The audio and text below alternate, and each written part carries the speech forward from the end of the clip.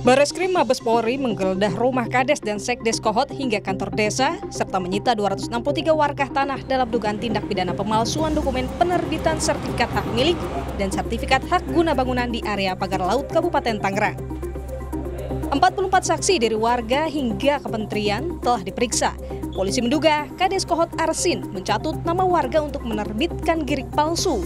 Meski sudah diperiksa, polisi masih belum menetapkan Arsin sebagai tersangka. Dalam proses ini sudah melakukan pemeriksaan terhadap 44 saksi.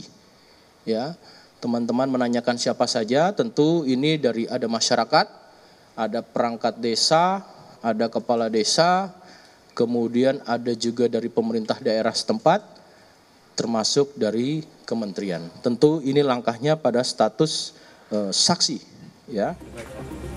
Temuan kepolisian ini sejalan dengan keterangan korban yang namanya turut dicatut untuk penerbitan sertifikat di sekitar pagar laut. Tahu-tahunya identitas anak saya terjadi seperti ini, gitu. Terus saya baca-baca di surat tersebut itu ada keterangan waris.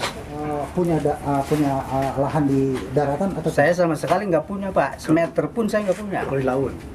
Kalau di daratan? Di darat pun saya nggak punya. Apalagi itu di laut. Itu laut kan laut negara, Pak. Tapi tiba-tiba ada penerbitan itu, Pak. Iya itu, Pak.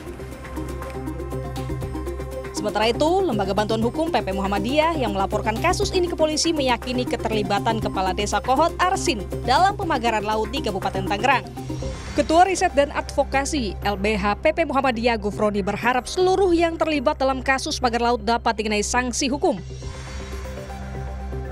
Kami sangat berharap untuk segera ada pengumuman siapa saja yang dijadikan tersangka dalam kasus pemagaran laut dan juga soal HGB dan SHM yang kemudian terbukti palsu. Yang sedang diusut ini kan untuk Desa Kohot, ya.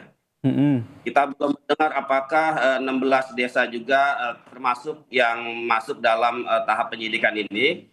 Karena sebagaimana yang sudah beredar bahwa 16 kepala desa juga diduga terlibat dalam pemalsuan dokumen, ya. Hingga saat ini, polisi masih memeriksa bukti dan saksi soal tersangka kasus pagar laut. Polisi terlebih dahulu melakukan gelar perkara yang dilakukan pekan depan. Tim Liputan, Kompas TV.